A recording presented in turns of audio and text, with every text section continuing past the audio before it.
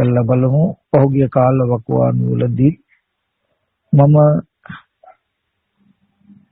බුදුදහමේ ආශ්‍රව ධර්මයන් ක්ෂය කරන දර්ශනය ගැන නොයෙක් ආකාරයකින් කතා කළා. අද දවසේදී ඒ පිළිබඳව අපි කෙටියෙන් කතා කරලා ඒ බුදුරජාණන් වහන්සේ දේශනා කළ ධර්මය දකින්න තැනට අපේ මනස පත් කරගන්නට අපි කුමක් කටයුතුද කියන කාරණාවෙන් ප්‍රතිපදාව ගැන ටිකක් කතා කරමු. විශේෂයෙන්ම අපි දන්නවා බුදුරජාණන් වහන්සේගේ ධර්මයේ ප්‍රධානම තැනක් හිමුවන්නේ පටිච්ච සමුප්පාද ධර්ම දේශනාවට. යෝ ධම්මං පස්සති සෝ පටිච්ච සමුප්පාදං පස්සති යෝ පටිච්ච සමුප්පාදං පස්සති සෝ ධම්මං පස්සති. යම් කිසි කෙනෙක් පටිච්ච සමුප්පාදයේ දැක්කොත් ධර්මයේ ධර්මයේ දැක්කොත් පටිච්ච සමුප්පාදයේ දැක්කා කියන ධර්මතාවයයි වෙනන්නේ. අපි ටිකක් මෙනෙහි කළොත් නුවණින් බැලුවොත් පටිච්ච සමුප්පාද ධර්මය අපි නුවණින් මෙනෙහි කරන්නේ ඇයි? පටිච්ච සමුප්පාද ධර්මය නුවණින් මෙනෙහි කරන්නේ සම්මර්ෂණය කරන්නේ කුමන අර්ථ ප්‍රතිලාභයක් සඳහාද කියලා අපි බැලුවොත් මම හිතන්නේ කවුරුත් දන්නවා ඇති පටිච්ච සමුප්පාද ධර්මය කියනකොට අවිද්‍යාව පත්‍ය සංඛාරා සංඛාර පත්‍ය විඥානං කියලා ජාති ජරා මරණ දක්වාම පෙන්වන පටිච්ච සමුප්පාද පටිච්ච සමුප්පන්න ධර්මතාවය. ඇත්තටම පින්වතුනි මේ පටිච්ච සමුප්පාද ධර්මතාවයේ නුවණින් මෙනෙහි කරන්නේ නුවණින් සම්මර්ෂණය කරනකොට ඒ ප්‍රතිඵලය නැත්නම් අර්ථය තමයි චතුරාර්ය සත්‍ය අවබෝධය. චතුරාර්ය සත්‍ය අවබෝධය ලබා ගන්නටයි පටිච්ච සමුප්පාද ධර්ම මෙනෙහි කරන්නේ. අපි මේ පටිච්ච සමුප්පාද ධර්මයේ නුවණින් ටිකක් පෙළදහම මෙනෙහි කළා බලමු. ඒක කාල තුනකට සංධි හතරකට කොටස් තුනකට පෙන්වලා තියෙන ආකාරයට එතන අවිද්‍යා කර්ම කියන ටික පෙර හේතු විඥාන නාම රූප සලආයතන පස්ස වේදනා කියන ධර්මතා ටික විපාක ස්කන්ධ ටික ඊට පස්සේ තණ්හා උපාදාන භව කියන කෙලෙස් ටික වර්තමාන හේතු ජාති ජරා මරණ අනාගත ඵලයි කියන විදිහට තමයි අපි මේ පටිච්ච සමුප්පාද ධර්මතාවය ඉගෙනගෙන තියෙන්නේ දැනගෙන තියෙන්නේ. මෙතන හේතුඵල ධමයක් ඒ ටික සම්මර්ෂණය කරනකොට අපිට ලැබෙන අර්ථය තමයි චතුරාර්ය සත්‍ය අවබෝධය. අපි මේ පටිච්ච සමුප්පාද පෙළ ධම්ම තේරෙන විදිහකට තව පැතිකුන් පස්සේ කතා කරමු. එතනදී පෙර අවිද්‍යා කර්ම කියන කර්ම කෙලෙස් ධර්මතා දෙක හේතු ඒ නිසා ප්‍රතිසන්දි විඥානයත් නාම රූප ආදී භාවයෙන් මිශ්‍ර වෙලා ආයතන ටික හැදිලා ස්පර්ශයෙන් වේදනාව ඇති වෙනවා කියලා පෙනෙන ඇහෙන ධර්මතාවයෙන් ඇති වෙනවා කියන ධර්මතාවයේ ධර්මතා ටික තමයි විපාක. ඊට පස්සේ ඔන්න ඒ විපාක ස්කන්ධ ටිකේ ඉන්න නැත්නම් විපාක ස්කන්ධ ටික තියෙන තැනට පෙන්නනවා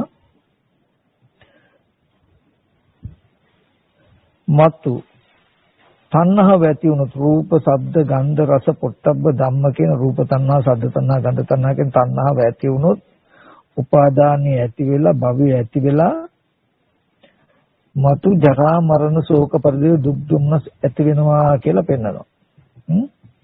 ඊට පස්සේ මේ විපාක ස්කන්ධ ටික තියෙන තැනට පෙන්නනවා එතන ඉඳලා අපිට තණ්හාව නැති කරන්න පුළුවන් නම් කොමන තණ්හාවද? රූප තණ්හා, ශබ්ද තණ්හා, ගන්ධ තණ්හා, රස තණ්හා, පොට්ටබ්බ තණ්හා, ධම්ම තණ්හා නැති කරන්න පුළුවන් නම් උපාදානේ නැ, භවේ නැ, එහෙමුණු ජරා මරණ දුක නැති වෙනවා කියලා පෙන්නනවා. එතකොට ඒ නිසා මේ පුරාණ කර්මයට හටගත්ත විපාක ටික තුල ඉඳගෙන අපිට අලුතින් තණ්හා උපාදාන කියන කෙලෙස් ටික නැති නොකරන ආකාරයට ඇති නොකරන ආකාරයට කටයුතු කරන්න වෙනවා. ඔන්න හොඳට බලන්න මේ පටිච්චසමුප්පාද ධර්මතාවය අනුලෝම ප්‍රතිලෝම මෙනෙහි කරනකොට ලැබුණු උත්තරේ තමයි පුරාණ කර්මයට විපාක ටිකක් හැදුනා. දැන් ඒකට අපිට කරන්න දෙයක් නැහැ. මොකද පුරාණ කර්ම ප්‍රත්‍යයෙන් දැන් වර්තමානයේදී අද අලුතෙන් රූප තණ්හා, ශබ්ද තණ්හා, ගන්ධ තණ්හා, රස තණ්හා, පොට්ටබ්බ තණ්හා තිබුණොත් උපාදානය වෙලා භවය ඇති වෙලා ජරා මරණ දුක ඇති වෙනවා කියන තැන ගන්න. ජාති ජරා මරණ ශෝක පරිදේ දුක්ඛ දෝමන සුපායාස කියලා කියේ දුක්ඛ සත්‍යය. එතකොට ඒ දුක ඇති කරන වැඩපිළිවෙලේ දුක ඇති කරන ධර්මතාවයේ කෙලෙස් වලින් මුල් වෙන්නේ තණ්හාව. මොකද රූප තණ්හා, ශබ්ද තණ්හා, ගන්ධ තණ්හා තිබුණොත් උපාදානය ඇති වෙනවා. උපාදානය ඇති වුණොත් භවය ඇති වෙනවා. භවය තිබුණොත් ඉපදීම ජරා මරණ ඇති වෙනවාමයි. එතකොට අන්න උත්තරයක් ලැබෙනවා. ඒ දුකට හේතුව මොකද්ද? තණ්හාව කියලා කියනවා. දුකට හේතුව තණ්හාව කියන්නේ නිකන් නෙමෙයි. තණ්හාව තිබුණොත් උපාදානය වෙනවමයි. උපාදානය වුණොත් භවය ඇති වෙනවමයි. භවය ඇති වුණොත් ජාති ජරා මරණ හිස් නැහැ කියන ධර්මතාවය වෙනවමයි කියන පරයයක් තියෙනවා.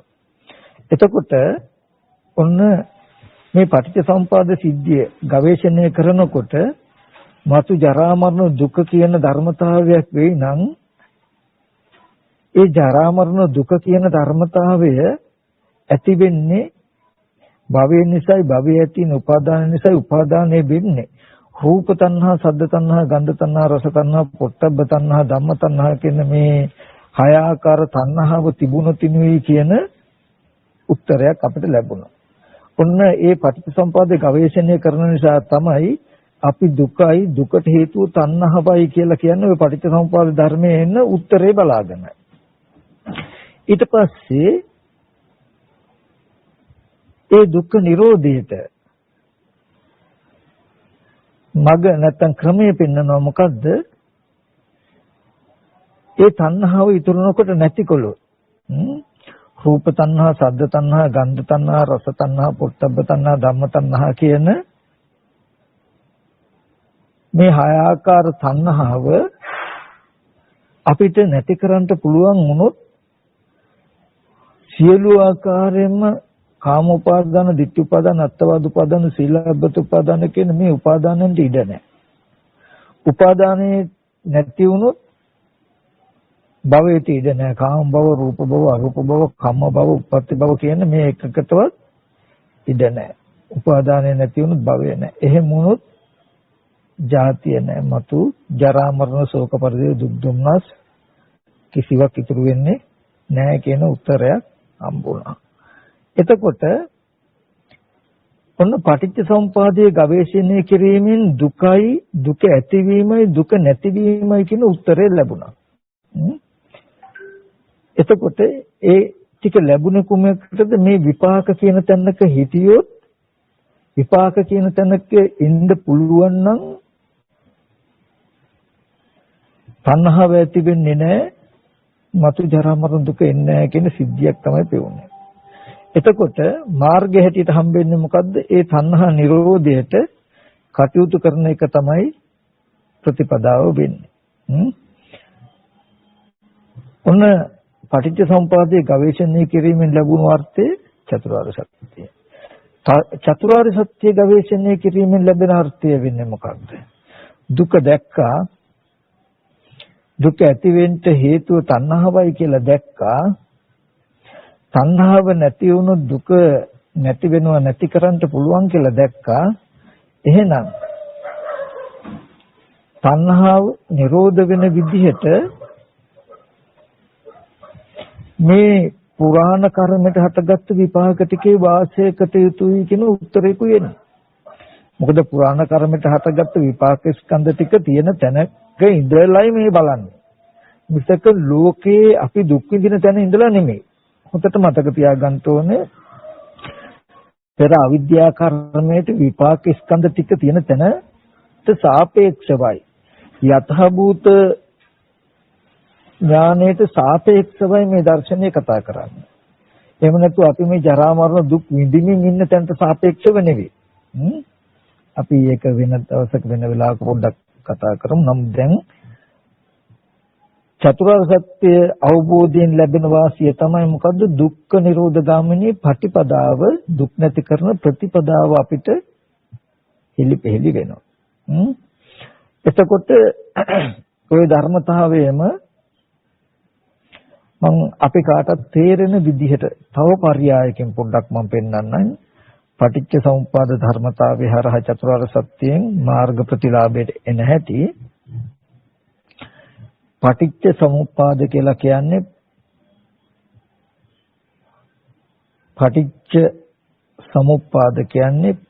ඵලයන් උපදවන ප්‍රත්‍යයන් ඇති කරන. පටිච්ච සමුප්පන්න කියලා කියන්නේ හේතුන්ගෙන් හටගත්ත ප්‍රත්‍යයන්ගෙන් හටගත්ත කියන එක. එතකොට අපි අවිද්‍යා සංඛාර කියන හේතු ටිකට අපි මේකට කිව්වොත් පටිච්ච ධර්මය නැත්තම් පෙර හේතු කියලා කිව්වොත් විඤ්ඤාණ නාම රූප සලආයතන පස්ස වේදනා කියන ටිකට අපි කියන්ට වෙනවා පටිච්ච සමුප්පන්න ධර්මය කියලා ඵලයක් කියලා. ඊට පස්සේ වර්තමාන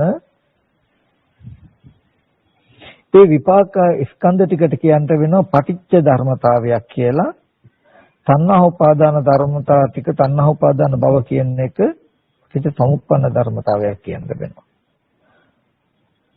ආපහු තණ්හා උපාදාන භව කියන එක පටිච්ච ධර්මතාවයක් කියන්න වෙනවා. ජරා මරණ දුක සමුප්පන්න ධර්මතාවයක් කියන්න වෙනවා. ඒක මම තේරෙන විදිහකට යමක් පැහැදිලි කරන්නයි මෙහෙම මතක් කළේ.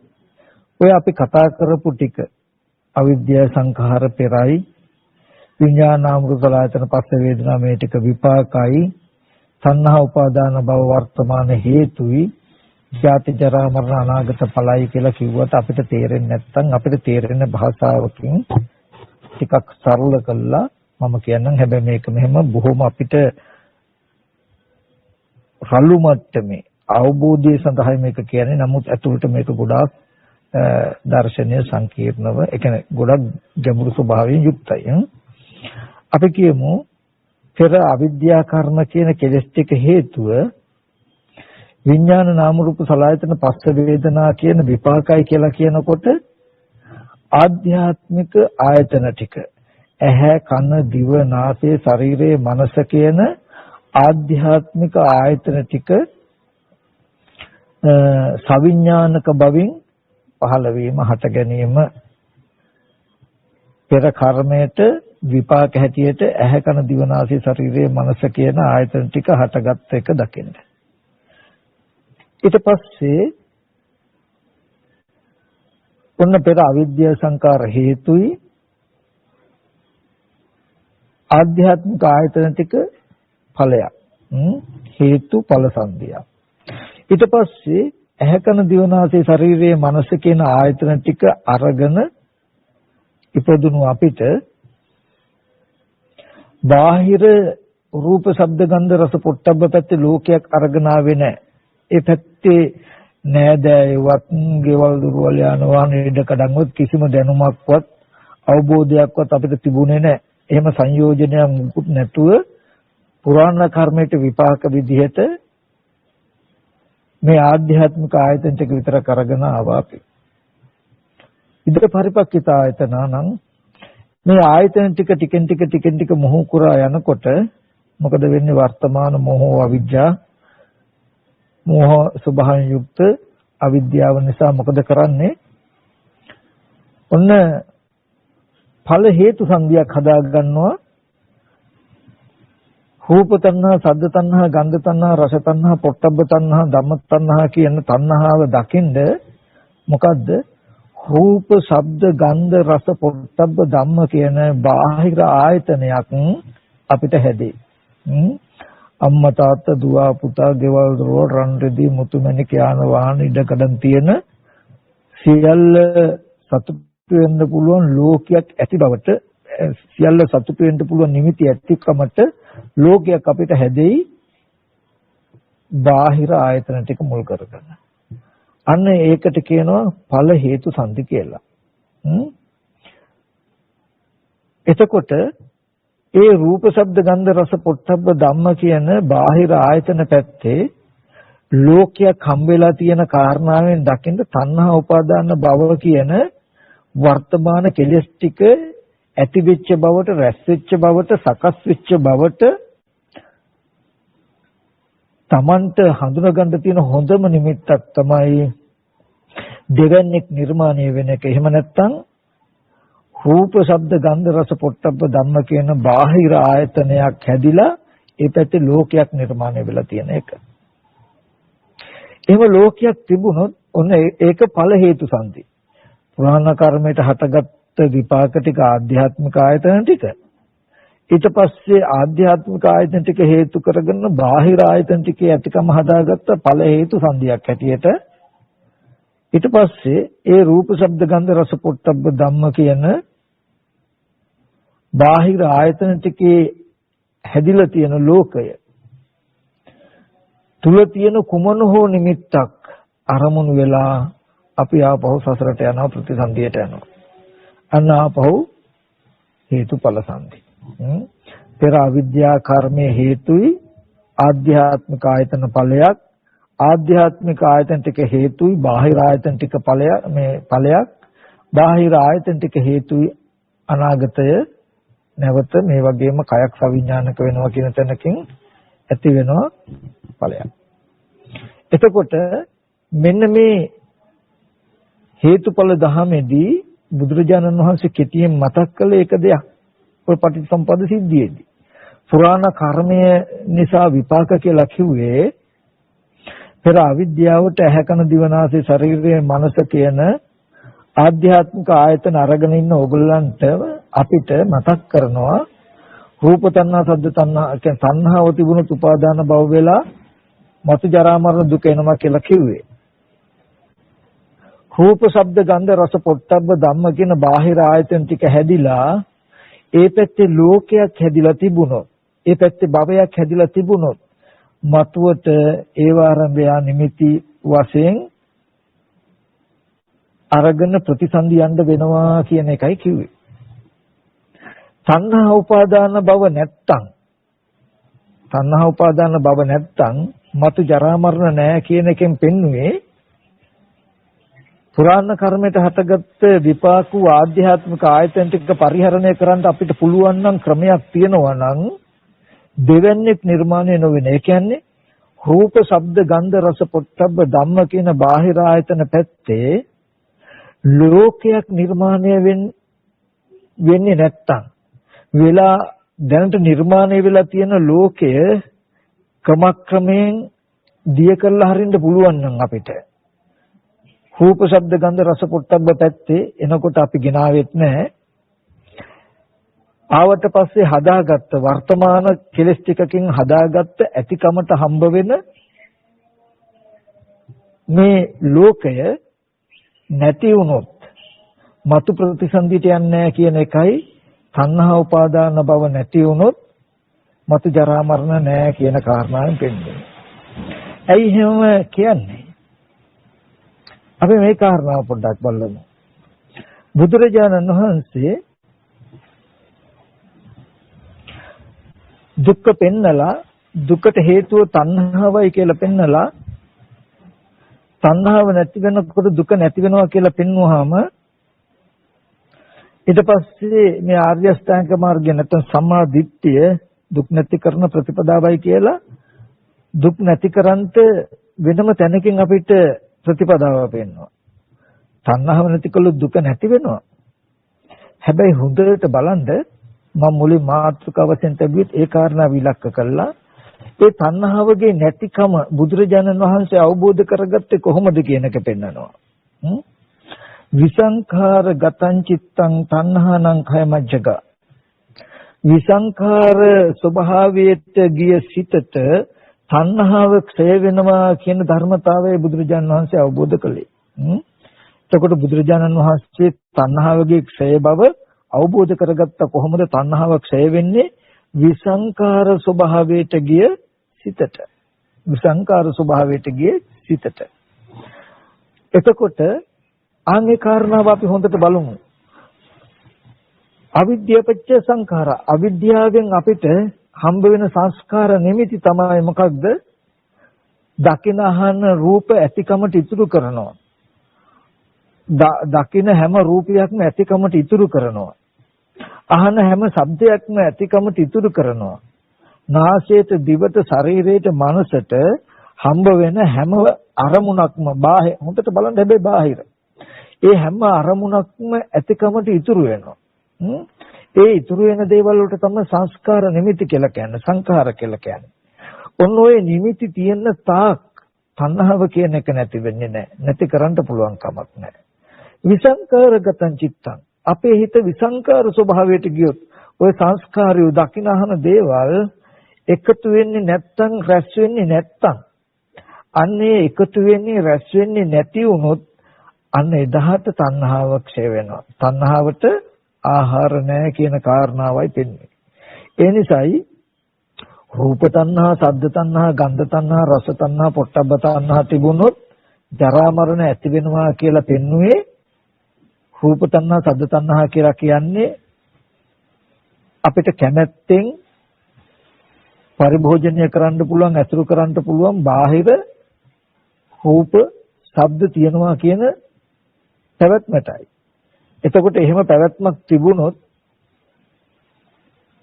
මතු ප්‍රතිසන්දිය හිස් වෙන්නේ නැහැ, ජරා මරණ හිස් වෙන්නේ නැහැ. මොකද ඒ ඇතිකමට හම්බෙන නිමිත්ත සිහි කළා අපි දැන් හොයාගෙන යනවා වගේම සසරටත් යනවා. එතකොට මේ රූප තණ්හා, ශබ්ද තණ්හා, ගන්ධ තණ්හා කියන තණ්හාව තිබුණොත් ජරා මරණ දුක ඇති වෙනවා කියන කාරණාවෙන් හඳුන ගන්න කියලා මම මතක් කළා. ලක්ෂණය මොකද්ද ඒ කිව්වේ? රූප, ශබ්ද, ගන්ධ, රස, පොට්ටබ්බ පැත්තේ ලෝකයක් තිබුණොත් සසරට යනවා කියන කාරණාවයි. එතකොට ඒ රූප, ශබ්ද, ගන්ධ, රස පැත්තේ ලෝකය කියන එක අපිට ලෝකය කියන එක තිබුණොත් තණ්හාව නතර වෙන්නේ, ප්‍රතිසන්දිය නතර වෙන්නේ. ඒ ලෝකය කියන එක හැදෙන එක නතර වෙන්නේ දකින, අහන, දැනෙන, දැනගන්න හැම දෙයක්ම ඉතුරු වෙනවා නම් දැක්කහම යම් රූපයක් ඇහෙන් දැක්කොත් දැකපු දේ ඇතිකමට ඉතුරු වෙනවා. කනින් ශබ්දයක් ඇහුවොත් අහනකමට ඉතුරු වෙනවා. නාසයෙන් ගන්ධයක් ආග්‍රහණය කළොත් අතන මේ වගේ ගඳක් තියෙනවා ගියොත් ආග්‍රහණය කරන්න පුළුවන් කියලා නිමිති ඉතුරු වෙනවා. මෙන්න මේ රැස් වෙන දකින අහන දේවල් රැස් වෙන ගතිය ඇතිතාක් සකස් වෙන ගතිය ඇතිතාක් තණ්හාව ක්ෂය කරන්න බෑ. එතකොට විසංකාරගතං චිත්තං විසංකාර ස්වභාවයට ගියොත් දැක්කොත් දැකපු දේ දැකීමෙන් පස්සේ ඉවරයි. ඇහුවොත් ඇහෙන දේ ඇහිමෙන් පස්සේ ඉවරයි. ගන්ධ සුවඳ ආග්‍රහණය කළොත් ආග්‍රහණයෙන් පස්සේ ඉවරයි නම් යමක් සමුදය ස්වභාව වෙයිද ඒ හැම දෙයක්ම නිරුද්ධ වෙන ස්වභාවයෙන් යුක්තයි කියන එක පෙනුනොත් අපිට දකින අහන දේවල් ඉතුරු වෙන්නේ නැතුව නිරුද්ධ වෙනවා කියන ධර්මතාවයක් හම්බ වුණොත් අන්න තණ්හාවට ඉඩ නැහැ. සංස්කාර නිමිති ඇතිකමට නිමිති නැත්තම් තණ්හාවට ඉඩ නැහැ.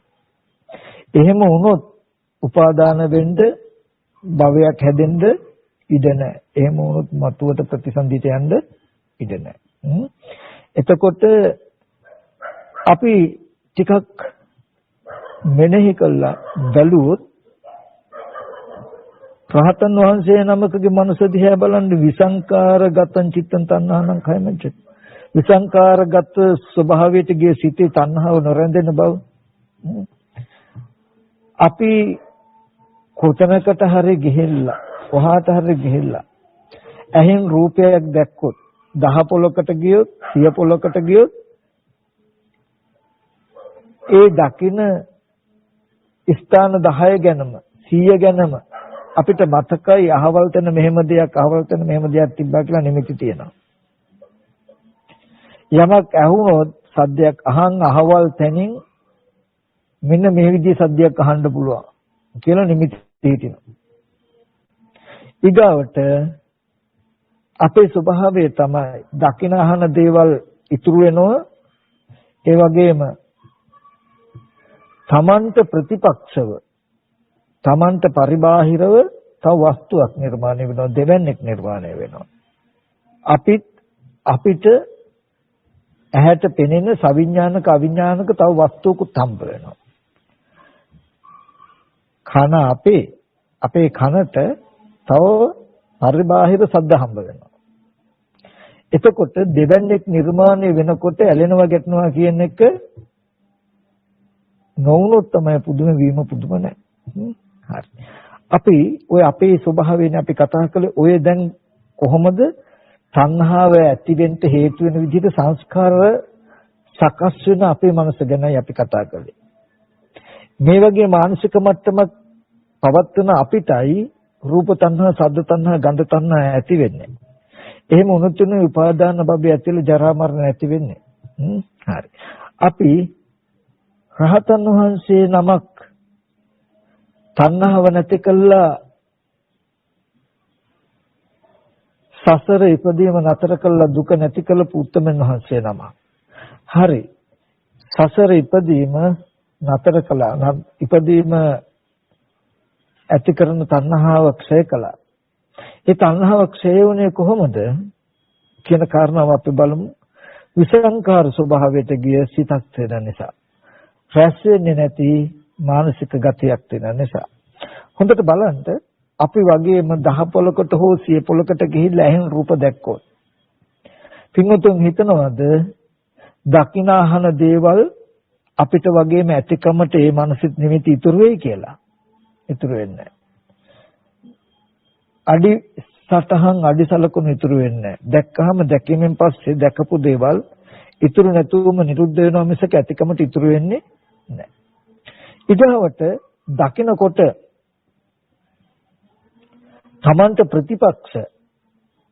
තමන්ට ප්‍රතිපක්ෂ රූප ශබ්ද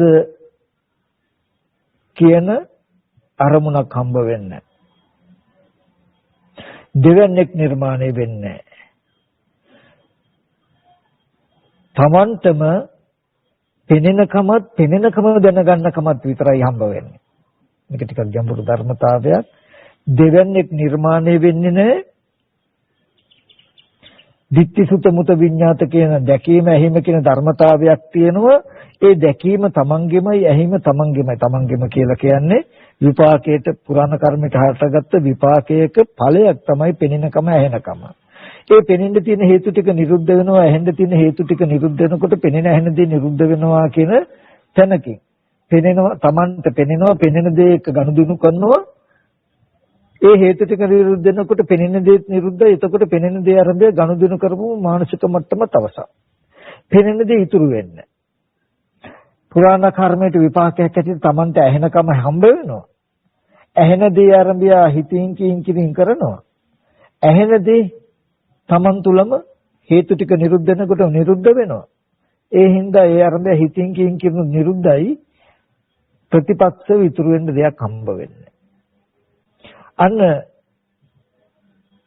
දෙවන්නේක් නිර්මාණය වෙන්නේ නැතුව පුරාණ කර්මයට විපාක හැටියට දිට්ඨි සුත මුත විඤ්ඤාත දැකීම ඇහිම් දැනීම දැනගැනීම කියන ධර්මතාවයක් හම්බ වෙනවා. ඒකද ඉතුරු නැතුව නැති වෙනවා කියන මානසික මට්ටමක් තියෙන නිසා උන්වහන්සේට තණ්හාව ඇති වෙන්න තියෙන භූමියම නැහැ. තණ්හාව කියන එකට ඉඩ නැහැ.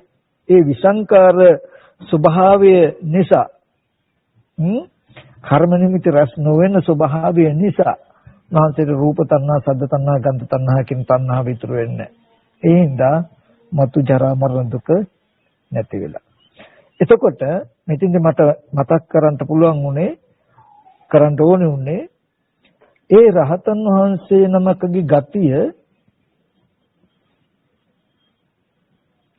හොඳට බලන්න. යමක් දැක්කොත් දැකපු දේ දැකීමෙන් පස්සේ ඉතුරු වෙන්නේ නැහැ. නමුත් අපි යමක් දැක්කොත් දැකීමෙන් පස්සේ ඉතුරු වෙනවා.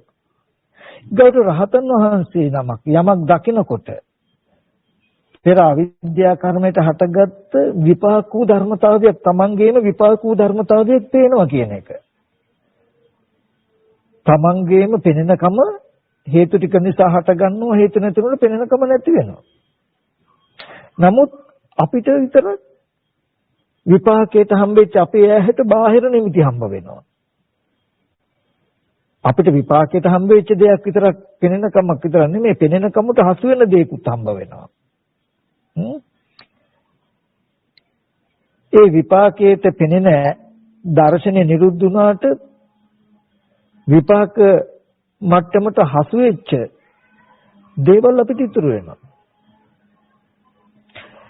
හොඳට හිතුවොත් මොකක්ද තාක්ෂණය කියලා? ධර්මයක් හරි. රහතන් වහන්සේ නමකට දෙවන්නේක් නිර්මාණය වෙන්නේ නැති විදිහට බලන් අහන්න පුළුවන් නම් ඊට පස්සේ බලලා අහලා එතනින් අහකට යනකොට නිමිති ඉතුරු වෙන්නේ නැත්තම් ඒ මොන විදිහටද මනස පරිහරණය කළේ? අපිට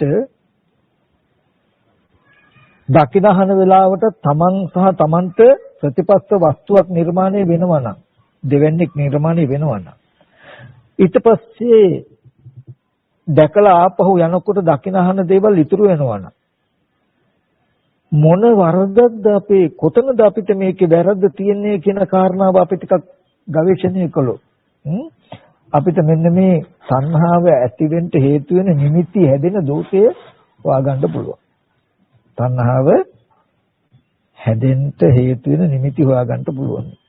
මුලින් මම මතක් කළේ පටිච්චසමුප්පාද ධර්මතාවය සම්මර්ෂණය කළාම ලැබුණු උත්තරේ තමයි තණ්හාව නැති වුණොත් තණ්හාව නිසා දුක ඇති වෙනවා, තණ්හාව නැති වුණොත් දුක නැති වෙනවා කියන උත්තරය. හැබැයි මේ තණ්හාව කියන ධර්මතාවය ඇති වෙන්නේ මෙන්න මේ සංස්කාර නිමිති නිසායි. සංස්කාර නිමිති නැති වුණොත් තණ්හාව නැති කරන්න පුළුවන් වෙන්නේ කියන කාරණාව නිසා තමයි මාර්ගය කියන තැනකට ආපහු අපිව පනවලා තියෙන්නේ. අපි පැමිණලා තියෙන්නේ. ඒකයි චතුරාර්ය සත්‍ය අවබෝධ වෙච්ච කෙනෙකුට හම්බ වෙනවා ඊට පස්සේ මාර්ග දර්ශනය සම්මාදිට්ඨිය. ඒ කියන්නේ සම්මාදිට්ඨිය කියන එකේදී හම්බ වෙන්නේ මොකද්ද?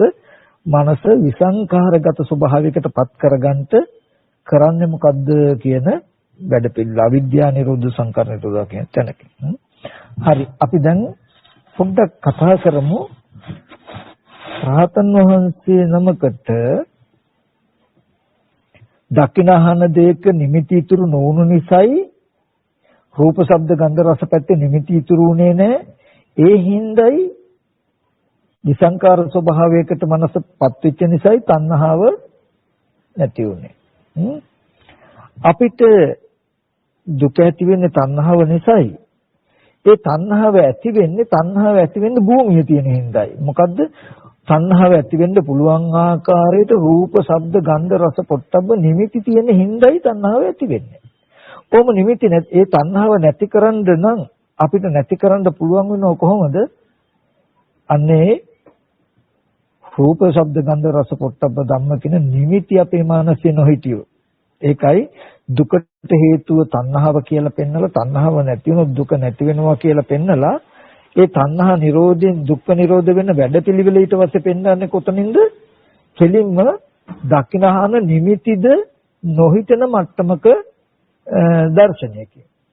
ඒක තමයි මාර්ගයේදී පෙන්වන්නේ. අපි ඒ පිළිබඳව පොඩි කාරණාවක් අපි කතා කරමු පොඩ්ඩක්. එතනදී පුරාණ කර්මයට විපාක හැටියට හම්බ වෙලා අපිට පේනවා කියන සිද්ධිය ගැන අපි බලමු.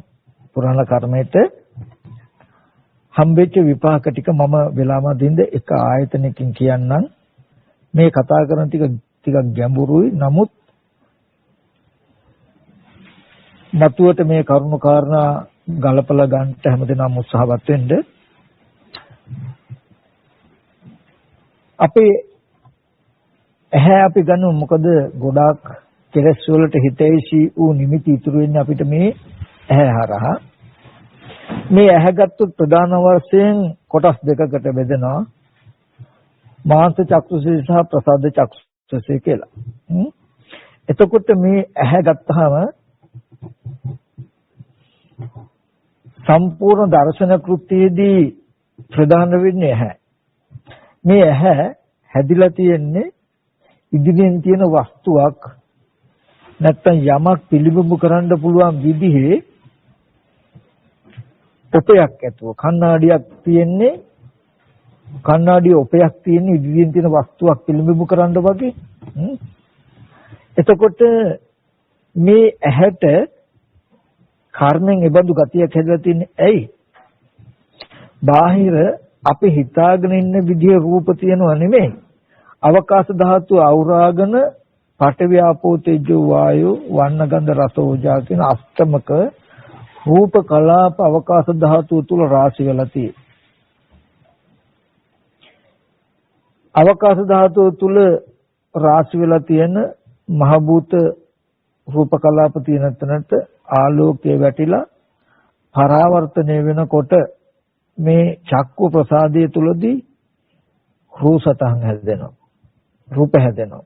මේ රූප උපද්දලා ගන්න රූප හදන්න තමයි මේ ඇහැ කියන මැෂින් එක තියෙන්නේ.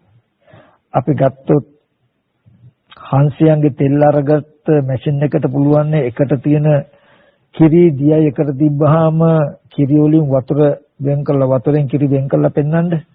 ඒ වගේ අෂ්ටමක රූපකලා පඨවි ආපෝ තේජෝ වායෝ වර්ණ ගන්ධ රස ඕජා කියන අෂ්ටමක රූපකලාප තියෙන තැනක මේ ඇහැ නැමැති මැෂින් එකට මේ ප්‍රසාදයට පුළුවන් වෙනම වර්ණ සටහන් ටික විතරක් ගෝචර කරගන්න ඒකද ආලෝකයේ උදව් වෙන්නේ. එතකොට ඇහැ නිසායි රූප හැම්බෙන්නේ, රූප නිසායි ඇහැ හම්බ වෙන්නේ. හරි. එතකොට අපිට පේන්න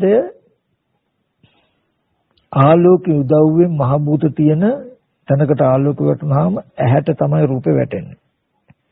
ඇහත් රූපයක් තියෙන තැනට හිත ඊට අනුගත උපන්නාම චක්කු සම්පස්සය කියනවා. ස්පර්ශය නිසායි අපිට මේ යම් වස්තුවක් පෙනෙන්නේ. අපිට යමක් පේන්න නම් ඇහැ නැතුව, රූපේ නැතුව, චක්කු විඥානේ නැතුව පෙනෙන්නේ නැහැ. පේනවා කියන සිද්ධිය ගත්තාම චක්කු සම්පස්සයෙන් උපන්න වේදනා සංඥාවන් හිතක පහළ වීමට තමයි පේනවා කියලා කියන්නේ. හොඳට මේ පේනවා කියන සිද්ධිය ගන්න දිට්ඨි කියන එක චක්කු සම්පස්සේ නිසායි, ස්පර්ශය නිසායි යමක් පෙනෙන්නේ අපිට. අපිට ඇහැ කියන යමක් නැත්තම්, හිත කියලා යමක් නැත්තම් රූප ගැන අපි දන්නේ. හිත කියලා චක්කු විඥානය කියලා යමක් නොඋනේ නම් අපි ඒ රූප දන්නේ. ඇහැ කියලා යමක් නැත්තම් හිත තිබුණත් රූප තිබුණත් ඒත් මේ පේනවා කියන කෘත්‍ය වෙන්නේ. එතකොට ඇහැ තිබුණත් හිත තිබුණත් රූප කියලා යමක් හම්බුනේ නැත්තම් ඒත් පේන්නේ. එතකොට මෙතනදී ඒ ඇහෙනුයි ඒ හිතෙනුයි තියෙන රූප දැක්ක නෙමෙයි. තියෙන රූපයක් කියලා හිතනවත් රූපය ඉපදිලා නැති වෙනවා කියලා හිතන්නේ අපි පෙවුනවා කියන සිද්ධිය මුල් කරගෙනනේ. නමුත් පේනවා කියන සිද්ධියට ඇහැයි හිතයි රූපයයි කියන තුන් දෙනාම නිසාම නම් පෙනෙන්නේ. එතකොට මේ පේනවා කියන සිද්ධිය ගත්තාම බාහිර රූපෙට විතරක්වත් ඇහැට විතරක්වත් හිතට විතරක්වත් දාන්න පුළුවන් කමක් නෙමෙයි. එතකොට මෙතන ධර්මතා දෙකක් තියෙනවා. මෙන්න මේ කාරණා දෙක හොඳට තේරුම් ගන්න. රූපයක් තියෙනවා, රූපේ පෙනෙන කමක් තියෙනවා. පෙනෙන කම කියන්නේ එක රූපේ දකින්නවා කියන එක චක්කු විඥාන සිතේ කෘත්‍යයක්. දර්ශන කෘත්‍ය කරන චක්කු විඥාන සිතෙන්. එතකොට චක්කු විඥාන සිතට දර්ශනය වෙන්නේ මොකක්ද? රූපය. මොන රූපේද? චක්කු ප්‍රසාදයට පතිත වෙලා තියෙන රූපය. එතකොට රූපයත් අපි දැනගන්න හිතත්. මම ඔන්න හොඳ කාරණාවක් ඔයගලන්ට කියනවා. මෙන්න මේකෙන් අල්ලගන්න පුළුවන් අපිට මේ වෙලා තියෙන දෝෂේ. අපි කියමු යම් කිසි කෙනෙක්ගේ ඇහැට ওই වගේ ආලෝක උදව්වෙන් රූපයක් වැටලා තියෙනවා. ඒ කියන්නේ හඳ බලාගෙන ඉන්නවා කියලා. දැන් හඳ දිහා කෙනෙක් බලාගෙන ඉන්නවා. දැන් කෙනෙකුට පේනවා මොකද්ද? අපි බාහිර රූපේ බලනවා කියලා නේ අපිට තේරෙන්නේ. හරි. බාහිර රූප පේනවා කියන හඳ කෙනෙකුට පේනවා. දැන් බලාගෙන ඉන්නවා. හරි. ගාවට පරචිත්ත විඥානනේ තියෙන අනුන්ගේ සිද්ධාන්නා නුවණක් තියෙන කෙනෙක් හඳ දිහා බලාගෙන ඉන්න කෙනාගේ හිත දිහා බැලුවොත් දැන් එක්කෙනෙක් හඳ දිහා බලාගෙන ඉන්නවා. හරි. දැන් එයාට පේනවා හඳ. තව කෙනෙක් කරනවා මොකද්ද? පරචිත්ත විඥානනේ. ඒ කියන්නේ අනුන්ගේ සිද්ධාන්නා නුවණක් තියෙන කෙනෙක් හඳ දිහා බලාගෙන ඉන්න කෙනාගේ හිත දිහා බලනවා. හඳ දිහා බලාගෙන ඉන්න කෙනාගේ හිත දිහා බලනකොට ඒ හිතේ එතකොට එයාට පේනවා අරයා හඳ දිහා බලාගෙන ඉන්නේ කියලා. පරචිත්ත විඥානයෙන් ඉන්න කෙනාට දන්නවා මේ වෙලාවේදී අරයා හඳ දිහා බලමින් ඉන්නේ කියලා. කොහොමද දැනගන්නේ? මොකද හඳ දකින්නවා කියලා ඒ ස්පර්ශය නිසා දර්ශන කෘත්‍ය කියන්නේ මේ වෙලාවේදී එයාගේ සිතේ අපි හඳ කියලා විවහාර කරන විදිහේ සංඥාවකුයි ඊට අනුරූප වූ මානසිකාර්යකුයි දෙක තමයි වේදනා සංඥා කියන චෛතසික ටිකක් තමයි මෙයාගේ හිතේ තියෙන්නේ. එතකොට පරචිත්ත විඥානයේ තියෙන කෙනා හිත අරමුණු කළාම අහුවෙන්නේ මොකද්ද? අර රූපේ ආරම්භය ස්පර්ශයෙන් පහළ වෙලා තියෙන චිත්තචෛතසික ටික තමයි මෙයාගේ හිතට හසු වෙන්නේ. හොඳට බලන්න පරචිත්ත විඥානයේ තියෙන කෙනාට අහුවෙන්නේ ආර්යයාගේ හිතේ තියෙන වේදනා සංඥා චේතනා කියන ඒ කියන්නේ දකින්නවා කියන කෘත්‍ය කරන චෛතසික ටික තමයි හම්බ වෙන්නේ. ඊට පස්සේ ආර්යයා දකින්නේ ඇහැට වැටෙන රූපේ. හරි අපි කියමු බාහිර රූපේ කියලා. බලන්න පරචිත්ත විඥානයේ තියෙන කෙනාට හඳ ගැන දැනුමක් ආව නමුත් හඳ කියන එකේ නිමිති චුට්ටක්වත් ඉතුරු වෙනවද? ඉතුරු වෙන්නේ නැහැ. බාහිර නිමිත්තක් නැතුව බාහිර නිමිත්තක ගතිය මේ හිතේදිලා තියෙනවා. මේ හිතේ තියෙන ගතිය පරිචිත්ත විඥානනයේ දන්නා වූ කෙනාගේ හිතට හසු වෙලා තියෙනවා. බලන්න පරිචිත්ත විඥානනය කියන නෝන තියෙන කෙනාට හසු වෙලා තියෙන තව හිතක තියෙන ගතියක් නේ. හරි. එයාගේ හිතට හසු වෙලා තියෙනවා කියලා අපි කියමු බාහිර තියෙන නිමිති. හරි. ඕක තමයි උපමාව. උපමාව තමයි උපමෙය තමයි චක්කු විඥාන සිත කියන්නේ. චක්කු විඥාන සිතට බාහිර තියෙන රූප නිමිත්තක් පේනවා. දැන් බාහිර නිමිත්ත හඳ වගේ කියන්නේ චක්කු විඥාන සිතට රූප නිමිත්තක් පේනවා. මනෝ විඥාන සිතෙන් අපි දැනගන්නේ බාහිර තියෙන හඳ නෙමෙයි, බාහිර තියෙන වස්තුව නෙමෙයි. චක්කු විඥාන සිතේ අර දර්ශනය කරපු චක්කු විඥාන සිතේ තියෙන gati ටිකයි මනෝ විඥාණයට හසු වෙන්නේ. අපි පේන දේ දැනගන්නවා කියලා කියන්නේ. අපිට පේනවා පේන දේ දැනගන්නකොට පේන දේ දැනගන්නවා කියලා කරන්නේ මොකද්ද? අපේම දර්ශනය අපි දැනගන්න එක කරන්නේ මිසක බාහිර වස්තුවක් හමු වෙන එක නෙමෙයි. එතකොට අපේ මනෝ විඥාන මට්ටමේ සිතට හසු වෙලා තියෙන චක්කු විඥාන මට්ටමේ සිතේ තියෙන චෛතසික ටික. චක්කු විඥාන මට්ටමේ සිතේ චෛතසික ටික ඇති වෙන්න නම් ඇහත් බාහිර රූපයක ආලම්බනයත් හිතත් කියන ස්පර්ශ නිසා චක්කු විඥාන සිතේ දර්ශන කෘත්‍යයක් වුණා. ඔන්න දැන් හඳ දකමින් ඉන්න කෙනා වගේ චක්කු විඥාන සිත. ඊට පස්සේ පරිචිත්ත විඥානයේ තියෙන කෙනාට හඳ දකමින් ඉන්න කෙනා හසු වෙනවා වගේ මනෝ විඥාන මට්ටමේ සිතට චක්කු විඥාන මට්ටමේ සිතේ තියෙන ධර්මතා ටික හසු වුණොත් අපිට කවදාවත්ම බාහිර වස්තුව දැනගන්න මට්ටමට හම්බ වෙනවද? නැහැ. එතකොට ඇහැ රූප චක්කු විඥාන කියන තුන නිරුද්ධ වෙනකොට ස්පර්ශ නිරුද්ධ වෙනකොටම චක්කු විඥාන මට්ටමේ පෙනෙනවා කියන හඳ පේනවා කියන සිද්ධිය අතහැරෙනකොටම මනෝ විඥාණයට හම්බ වෙන්නේ අර වේදනා සංඥාවගේ නිරෝධ ස්පර්ශ නිරෝධය. ඔන්න ඔය කාරණාව ඔහොම වෙද්දී අපි කරන දේ මොකද්ද කියන එක දන්නවද? අපි කරන්නේ චක්කු විඥාන මට්ටමින් බාහිර වස්තුව නිසා දකින බව ඇති වෙනවා. මනෝ විඥාණයෙන් අපි මොකද කරන්නේ?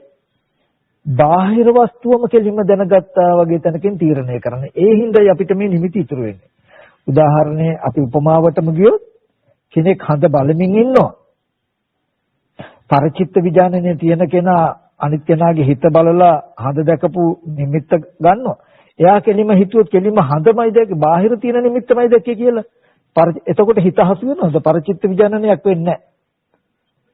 හිත ගන්නවා කියන එකක් වෙන්නේ නැහැනේ. හිත දැකලා වේදනා සංඥාවන් අනුන්ගේ හිත දැකලා එයා හඳ දිහා බලාගෙන ඉන්නවා කියන දැනුම ඇති කරගත්ත කෙනයි බාහිර වස්තුව හඳ දිහා බලලා හිතේ දැනුම ඇති කරගත්ත කෙනා දැකීම ඇති කරගෙන පහල කරගෙන ඉන්න කෙනයි ධර්මතා දෙකයි. ඒ වගේ යම් වස්තුවක් මුලින්ම දකිනවා කියන දර්ශන කෘත්‍ය කරනවා චක්කු විඥාන, සෝත විඥාන, ගහන විඥාන කියන තැනක. ඊට පස්සේ ඒ දකින අහන දේ මනෝ විඥාණයෙන් දැනගන්නේ. කිසිම වෙලාවක බාහිර වස්තුවක් දැනගන්න ඉඩක් ඇත්තේම නැහැ. නමුත් අපිට කවදාවත්ම හම්බ වෙන්නේ අපි තුලම පෙනෙනකම හදලා පෙනෙන දේම අපි දැනගන්නව නේද? ඇහෙනකම හදලා ඇහෙන දේම දැනගන්නව නේද කියලා අපි දන්නේ. අපි පෙනෙන ඇහෙන දේවල් කෙලින්ම බාහිර තියෙන දේවල්මයි දැනගන්නේ කියන තැනකින් කෙලින්ම මනෝවිඤ්ඤාණ මට්ටම බාහිර රූප ශබ්ද ගන්ධ රස මට්ටමට යොමු කරලා දැනගන්න කමින්දයි අපිට මේ නිමිති ඇවිල්ලා තියෙන්නේ. රහතන් වහන්සේට නිමිති හම්බ වෙන්නේ නැති දෙවන්නේක් නිර්මාණය වෙන්නේ නැහැ කියලා කියන්නේ. චක්කු විඥාන මට්ටමින් පෙනෙනකම හදනවා. පෙනෙන දේම දැනගන්නවා නේද කියලා. එතකොට පෙනෙන දේ එක්කයි කතා බහ කරන්නේ. සෝත විඥාන මට්ටමින් ඇහෙනකම හදනවා. ඇහෙන දේම දැනගන්නවා කියන තැනකින් ඇත්ත දකිනවා. එතකොට රහතන් වහන්සේ දන්නවා පේන්න තියෙන හේතු ටික නිරුද්ධ වෙනකොට පෙනෙන දේ නිරුද්ධ වෙනවා. ඇහෙන්න තියෙන හේතු නිරුද්ධ වෙනකොට ඇහෙන්න තියෙන දේ නිරුද්ධ වෙනවා. එතකොට පෙනෙන ඇහෙන දේ ආරම්භය මොනතරම් හිතින් කිරින් කෙරුවොත් ඒක නිමිති රැඳෙන්නේ නැහැ. අපිට වෙලා තියෙන්නේ චක්කු විඥාන මට්ටමින් පෙනෙනකම හදලා මනෝ විඥාන මට්ටමින් තීරණය කරනවා බාහිර රූපේ කියලා කෙලින්ම. සෝත විඥාන මට්ටමින් ඇහෙනකම හදන්නේ ඇහෙන්නේ. ඇහෙන දේ දැනගන්නවා කියලා කරන්නේ ඒ සිතේ තියෙන නාම ධර්ම ටිකයි අරමුණු කරන්නේ. නමුත් විඥානයේ මායාකාරය තීරණය කරන්නේ පිළිම බාහිර තියෙන රූප කියලා. ඔන්න ඔය දර්ශනය පුරාණ කර්මයට හටගත්ත විපාක ටිකේදී දෙවන්නේක් නිර්මාණය නොවන විදිහට තමන්ටම පෙනෙන දේම තමන් දැනගන්නවා කියන තැනකින් ඇහෙන දේම දැනගන්නවා කියන තැනකින් පෙන්වන්න පුළුවන් නම් අපිට දකින්න පුළුවන් වුණොත් දෙවන්නේක් නිර්මාණය වෙන්නේ නැහැ. දකින අහන දේ තුල ඉතුරු නිමිති ඉතුරු වෙන්නේ නැහැ. ස්පර්ශය නිසා පෙනෙන කමක් එනවා. පෙනෙන දෙයට හිතින් කියින් කරනවා. ස්පර්ශය නිරුද්ධ වෙනකොට පෙනෙන දේ නිරුද්ධ වෙනවා. එතකොට අපිට නිමිති ඉතුරු නොවුනොත් අන්න රූප, ශබ්ද, ගන්ධ, රස, පොට්ටබ්බ කියන තණ්හාවට ආහාර නැහැ. එතකොට බුදුරජාණන් වහන්සේ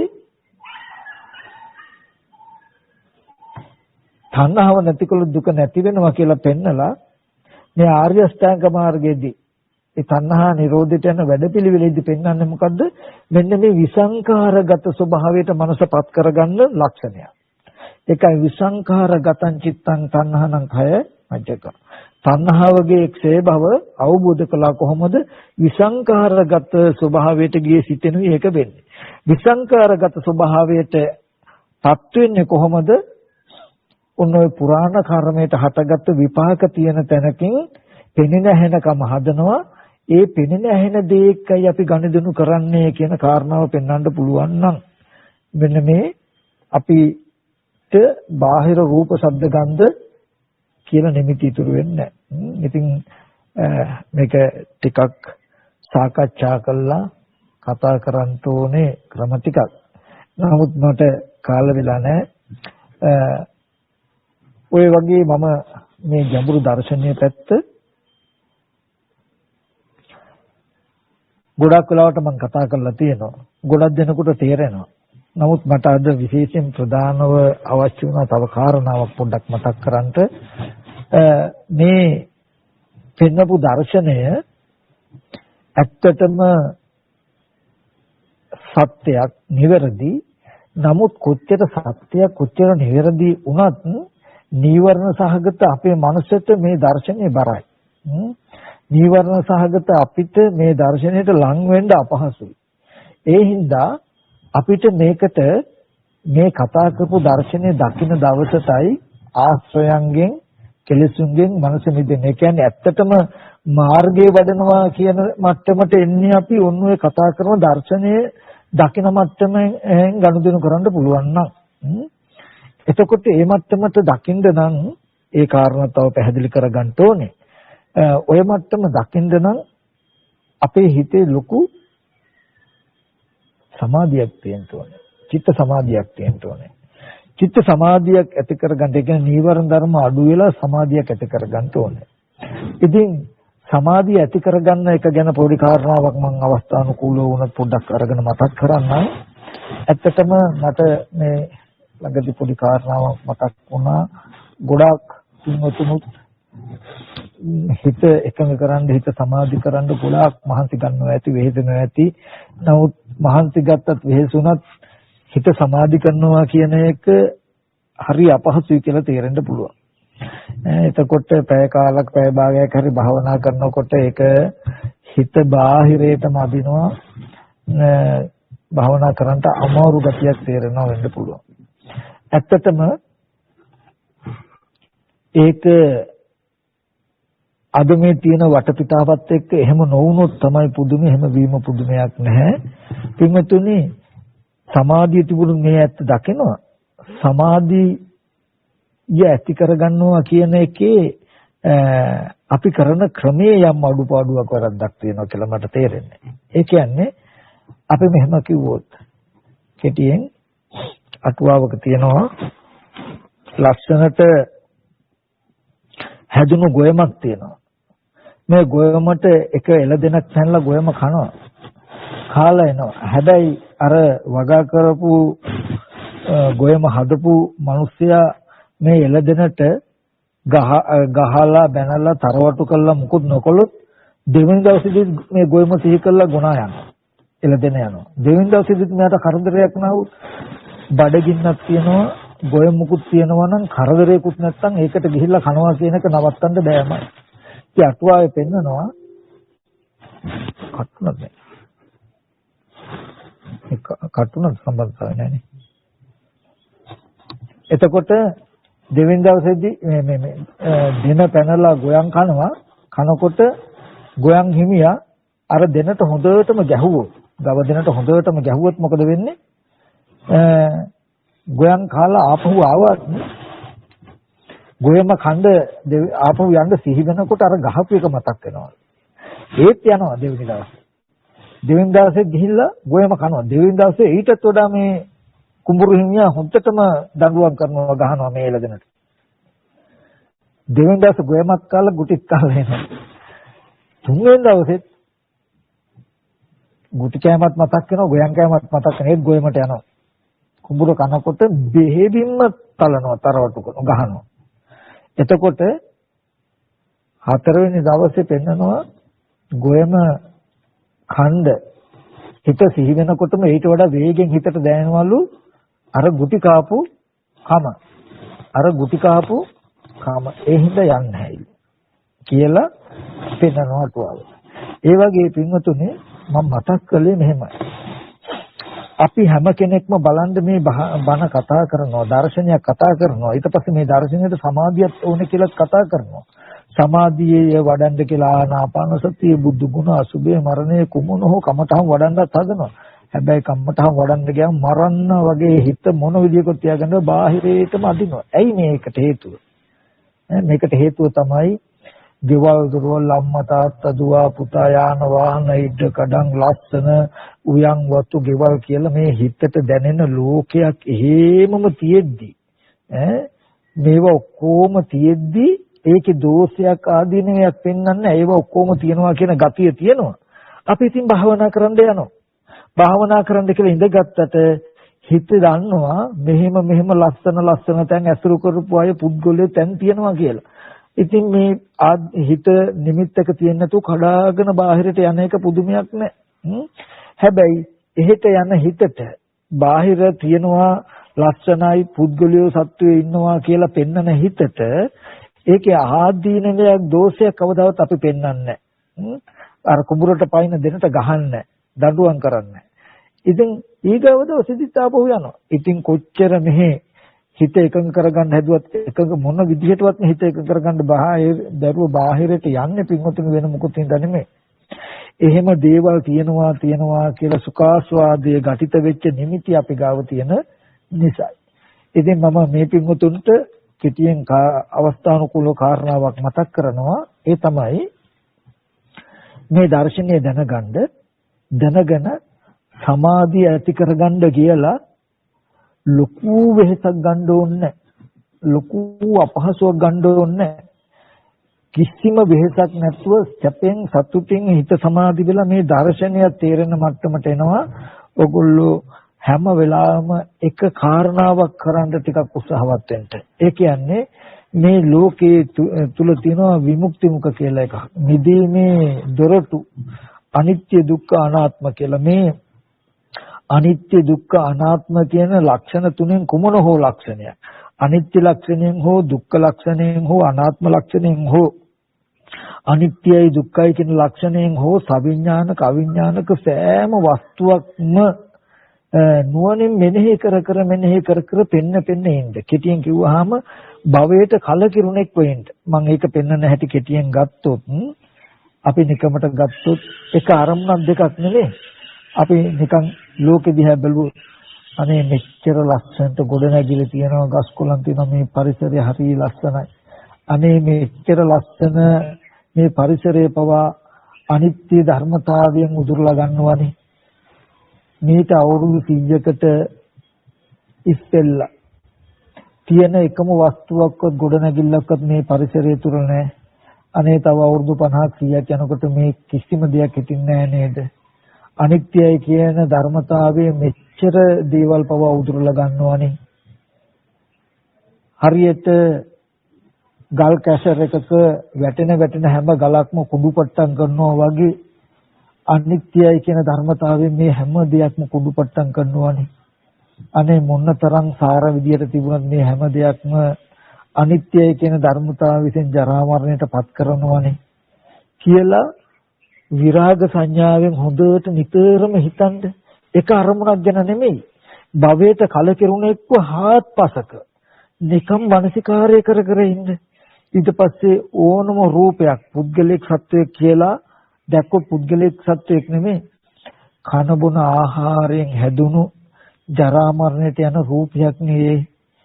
තමන්ගේ ශරීරය දිහත් අනේ කන බොන ආහාරයෙන් හැදෙන ජරා මරණයට පත් වෙන ජරා මරණය කරා ගමන් කරන රූපයක් නෙමෙයි කියලා එහෙම නිකන් ආධ්‍යාත්මික බාහිර වස්තු ගැන හැම දෙයක්ම ජරා මරණ ධර්මතාවයෙන් නොතැවරුණු කිසිදු දෙයක් මේ ලෝකේ නෑ නේද කියන එක පෙන්වන්න. හොඳ ලස්සන විශාල මාලිගාවක් හම්බ වුණා. තමන් උපායශීලී වෙන්න. කළු ගල් වලින් හදපු මහා විශාල මාලිගාවල් පවා විනාශ වෙච්ච එකේ නෂ්ටවශේෂයන් පෙනෙනකොට නිබඳු ගොඩනැගිලි විනාශ නොවී තියෙයිද?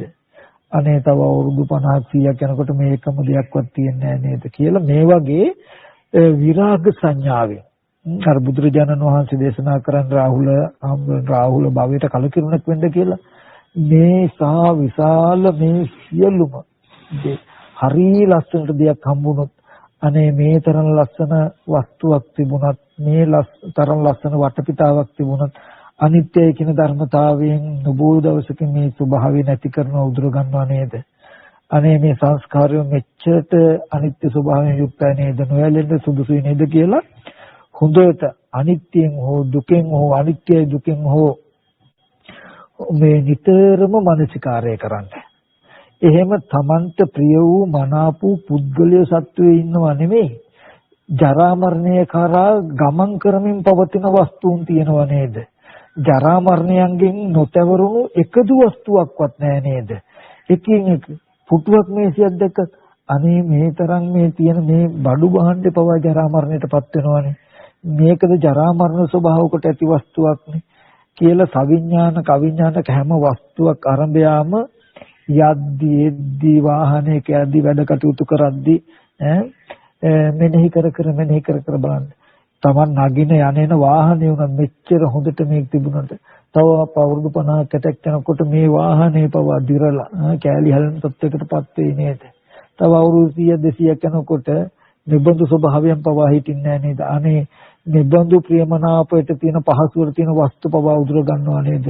මේ අනිත්‍යය කියන ධර්මතාවය මේ තරම්ම සෝචනීය ධර්මතාවයක් නේද කියලා අර මං කිව්වේ ගල් කැසරයකට වැටෙන එකම ගලක්වත් කුඩු නොකර පවතින ඔක්කොම කුඩු කරනවා වගේ අනිත්‍ය නැමැති ධර්මතාවයට හසු වෙලා මේ සියලු දෙයක් විනාශ වෙනවා.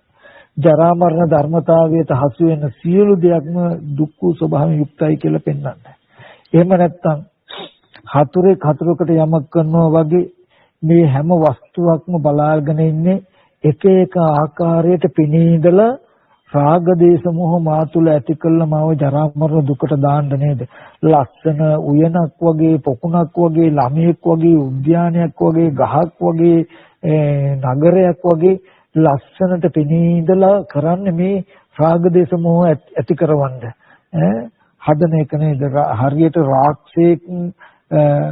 රාක්ෂවේශය අතහැරලා මිනිසුන්ව මරාගෙන කන්න හදනවා වගේ තමන්ගේ සැබෑ වේශය අතහැරලා රාග දේශ මොහ මගේ సంతානෙ ඇති කරන්න පුළුවන් වෙන විදිහට එක එක නිමිති විදිහට පෙනී ඉඳලා රාග දේශ මොහ ඇති කළ ජරා මරණ සංකේත සසරට දාන්න බලාගෙන ඉන්න වස්තු නේද මේ හැම දෙයක්ම තියෙන්නේ කියලා සියලුම වස්තු සතුරු අර්ථයෙන් වදක අර්ථයෙන් බලන්න. එතකොට තමන්ට ප්‍රිය පිණිස තමන්ව විමුක්තියට දාන්න ගෙනාපු නුවණ නැත්තම් තමන්ව යහපතට දාන්න ගෙනාපු එකම නිමිත්තක්වත් නැහැ කියන තැනකින් පෙන්වන්න. ඒ වගේ මේ ගස්කොළන් වටපිටාව තමන්ව යාන වාහන ඉඩකඩම් රන් රිදී කියලා කියන්නේ මම දැන් රත්තරන් මම මෙච්චර වටිනවා මේක ගන්නින් කියලා හිත බඳවලා අපායට දාන්න ආපු මාරෙක් නේද? මේ වාහනේ බලපන් මෙච්චර පහසුයි මෙච්චර ලස්සනයි කියලා හිත අලවලා හිත බඳවලා අනිත්‍ය වෙන දෙයකට වෙනස් වෙන දෙයකට හිත අලවලා බඳවලා අසාර දෙයකට දාන්න ජරා මරණ දුකට මාව දාන්න ආපු මාරයෙක් නේද වගේ තැනකින් හඳුනා ගන්න. එතකොට මට යහපත පිණිස පැමිණි මට තියෙන එකම වස්තුවයි කියන තැනකින් බදා ගන්න හිත ටග්ගල හඳුනා ගන්නවා තමන්ගේ අවඩ පිණිස ඉදිරිපත් වෙච්ච හතුරෙක් නොකරන දෙයක් මේ ගෙවල් දොරවල් යාන වාහන කරනවා නේද වගේ තැනකින් ඒව පරිහරණය කරන්නේ අවශ්‍යතාවයට විතරක් වෙනවා. එතකොට හිත නිතරම මේ පැත්තට යන ගතිය අඩු වෙනවා. මෙන්න මේ විදිහට අනිත්‍යම හෝ දුකෙන් හෝ අනාත්ම සංඥාවෙන් භවයට කලකිරුණෙක් නිතරම බල ඉන්න නොබෝ දවසකින් අර කුඹුරට පයින් දෙන කුඹුර සිහි කරනකොට ගුටි කාපික සිහි කරනවා වගේ භවයේ සිහි කරනකොට මේකේ ආදීනව සිහි වෙනකොට මේ හිත දුවන එක නතර වෙනවා. ඕගොල්ලෝ අපි ආදීනව පෙන්වන්න නැති වුණොත් හිත බාහිරයට අදිනවා කියන එක බාහිරට දුවනවා කියන එක නතර වෙන්නේ නෑමයි නතර කරන්න බෑ. අපි භාවනා කරන්න ගියාම අපිට අමාරු වෙන්නේ ඒ නිසායි. මේ විදිහට කළොත් බාහිරට යන සිතුවිලි උන්වන්ට සංසිඳිලා කිසිදු වෙහෙසක් නැතුව බොහෝම ප්‍රියමනාපතනකට හිතපත් වෙනවා. ඒ විතරක් නෙවෙයි බොහොම හොඳට චිත්ත සංතානයේ එකක භවයේ ළඟ සිටින අමුතුවෙන් සමාධිය පිණිස කමතහනක් වඩන්න ඕනේ. ඔය විරාග ස්වභාවයට ඔය දැන් අනිත්‍ය සංඥා අනත්ත් සංඥා අසුභ සංඥා විරාග සංඥා කියන කුමන හෝ සංඥාවක ලෝකෙ දිහා නිතරම කටයුතු කරන්ද එතකොට ඉබේම මේ සිතුවිලි වල වේගය අඩු වෙලා නිවර්ණ ධර්ම දුර වෙලා මෙන්න මේ දර්ශනය දකින්නවා කියන තැනට එනවා. ඉතින් ඒ දර්ශනයේ පැත්ත අද මම කතා කරපු දේ අහපු කට්ටිය නම් දන්නවා ඇති. අලුතෙන් එකතු වෙච්ච කට්ටියට නම් මේ මොකද්ද කිව්වේ කියලා ප්‍රශ්නයක් මොකද කියපු එක තේරුම් කරන්න තරම් කාල වේලාවක් නැහැ. ඉතින් මතුවට මේ සම්බන්ධව ගැඹුරින් අධ්‍යයනය කරන්න හැමදෙනාම කටයුතු කරන්න කියලාත් මතක් කරනවා. මේ කෙටියෙන් කරපු දේශනාව නුවණින් මෙනෙහි කරලා බලලා තම තමන්ගේ ඒ නිවීම තම තමන්ගේ නිදීම හැමදෙනාම හදාගන්න උත්සාහවත් වෙන්න කියලා මතක් කරනවා. ඒ සඳහා හැමදෙනාට මේ දේශනාව හේතුපනිශ්චය වේවා කියලා ආශිර්වාද කරනවා. හොඳයි අපි මේ දේශනාව තුළින් ජනිත වෙච්ච සීල කුසලයන් අනුමෝදන් කටයුතු දැන් වලට අනුමෝදන් කරමු. ලෝකයේ සම්බුද්ධ ශාසනයත් මේ පින්වත්තුන්වත් ඒ වගේම ආරණ්‍ය ශ්‍රේෂ්ඨ අධිග්‍රහිතු ශාසන මාමක ලෝකපාලක සීල දෙවියෝ මේ පින් අනුමෝදන් වෙත්වා. දෙවියන්ගේ දිවේශර වඩා වර්ධනය කරගන්න දිව්‍යපතන බෝධි මුතුන් වෙන සනසෙත්වා කියලා අපි දෙවියන්ට පින් අනුමෝදන් කරමු. ආකාසත්තා ච බුම්මත්තා දේවානාගා මහිත්‍තිකා පුඤ්ඤන්තං අනුමෝදිත්වා චිරන් රක්ඛන්තු බුද්ධ ශාසනං. ආකාසත්තා ච බුම්මත්තා දේවානාගා මහිත්‍තිකා පුඤ්ඤන්තං අනුමෝදිත්වා චිරන් රක්ඛන්තු බුද්ධ ශාවකං. ආකාසත්තා ච බුම්මත්තා දේවානාගා මහිත්‍තිකා පුඤ්ඤන්තං අනුමෝදිත්වා දෝදයන්තු සම්පදං. ඒ වගේම මේ පින්වත් සියලු දෙනාටත් අපි හැම දිනාටමත් මේ ශාසනය පවත්වන්නට වෙහෙස අනුශාසනා කරන ඒ වගේ මේ ශාසනය පවත්වන්නට මහත් වෙහෙසක් දරන්නා වූ ගෞරවනීය මහා සංඝරත්නය සිහිපත් කරනවා. ඒ වගේම අපගේ කල්යාණ මිත්‍ර සත්භාග්‍යචාරින් වහන්සේලා වන ආරණ්‍ය ශ්‍රේෂ්ඨී අපි පින්වත් ස්වාමීන් වහන්සේලාත් අපි මාකල නන්දරත්න හම්බුරු කශ්‍යප හම්බුරු ආදී මේ සමාහිත හම්බුරු ආදී මේ සීනාසන වැඩ වාසය කරන ස්වාමීන් වහන්සේලාත් පොල්ගොස්සේ සද්දාදී ස්වාමීන් වහන්සේ ආදී ඒ ස්වාමීන් වහන්සේලාත් ඒ ආයතනවල ඉන්න පොඩි ස්වාමීන් වහන්සේ සියලු මහා සංඝරත්නයට මේ පින් අනුමෝදන් කරනවා. ඒ වගේම පින්වත් ස්වාමීන් වහන්සේලා ප්‍රාර්ථනීය බෝධිකින් තුන් වෙන සෙනසෙත්වා කියන තැනකින් ස්වාමීන් වහන්සේලා පින් අනුමෝදන් කරන ගමන් පැවිදි ජීවිතයේ අපිට ආචාර්ය අපවත් වේලා දාලා ආචාර්ය උපදින වහන්සේලා සිහිපත් කරනවා. ඒ වගේම ගිහි ඥාතිත්වයෙන් කලුරිය කළා සියලු ඥාතින සිහිපත් කරන සියලුම මේ ගියයිටත් මේ පින් අනුමෝදන් කරන අනුමෝදන් වෙත්වා. ඉදම් මේ ඥාතිනම් මොතෝ සුඛිතා හොන්තු ඥාතියෝ ඉදම් මේ ඥාතිනම් සුඛිතා හොන්තු ඥාතියෝ ඉදම් මේ ඥාතිනම් මොතෝ සුඛිතා හොන්තු ඥාතියෝ. මේ පින්වත් සියලු දෙනාටත් නිතරම සිව්පසයෙන් අප උපස්ථාන කරන ධම්පෙන් පිළිගන්නා වූ දාරකාරක ආදීන්ටත් සද්ධර්ම ශ්‍රවණය කළා වූ පින්වත් සියලු දෙනාටත් ඔබම සියලු දෙනාට මේ කුසල ධර්මයේ උතුම් නිවන් පිණසම් පාරමිතාවක් වේවා සාදු කෙරේ.